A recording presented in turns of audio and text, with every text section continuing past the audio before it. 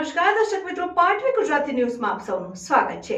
સમાચાર આવી રહ્યા છે કે 72 કલાકથી બાગ મકાન વિભાગની કચેરી ખાતે અનશન પર ઉતરેલ રાહુલ ગુપ્તાની તબિયત લથડતા નસવાડી પોલીસ 108ની ટીમ સાથે સારવાર અર્થે પહોંચી। સમિટવાર રાહુલ ગુપ્તા પાસે જબરદસ્તી ડોક્યુમેન્ટ ઉપર સહીઓ કરાવી લેવાનો અધિકારીઓ પર આરોપ। નસવાડીના માર્ગ અને મકાન વિભાગ કચેરી ખાતે 72 કલાકથી અરજદાર ભૂખ હડતાલ ઉપર બેઠા હતા। અરજદાર રાહુલ ગુપ્તા 10 મહિનાથી ભ્રષ્ટાચારની વિરુદ્ધ લડત લડતા હતા, પરંતુ કોઈ કાર્યવાહી ન થતા આખરે 16મી ફેબ્રુઆરી 2024ના રોજ ભૂખ હડતાલ પર બેઠા 72 કલાક થઈ ચૂક્યા છે, પરંતુ કોઈ કાર્યવાહી કરવામાં નથી આવી। સાથે સાથે કોઈ મટીરીયલ મેડિકલ ટીમનું સુવિધા પણ આપવામાં આવી નથી। અધિકારી દ્વારા અરજદાર પાસે ડોક્યુમેન્ટમાં જબરદસ્તી સાઇન કરાવવાની અને ભૂખ હડતાલ પરથી ઉભા કરવાની કોશિશ કરવામાં આવી હોવાની લોકચર્ચાઓ થઈ રહી છે। અધિકારી દ્વારા માનવતા રાખીને પણ કોઈ મેડિકલની સુવિધા આપવામાં નહીં આવી હોવાનો આક્ષેપ। પોલીસ ટીમ દ્વારા માનવતાની દ્રષ્ટિએ અરજદાર માટે ગઈકાલે 108ને કોલ કરીને બોલાવવામાં આવીને 72 કલાક થઈ ગયા છે, પરંતુ અધિકારીઓનું પેટનું પાણી હાલતું નથી। એવા કયા કારણો છે કે જે ભ્રષ્ટ અધિકારીઓ હજુ સુધી ઘોર નિદ્રામાં બેઠા છે? રિપોર્ટર જિગ્નેશ દરજી સાથે હૈદર પઠાણ, પાટવી ગુજરાતી ન્યૂઝ।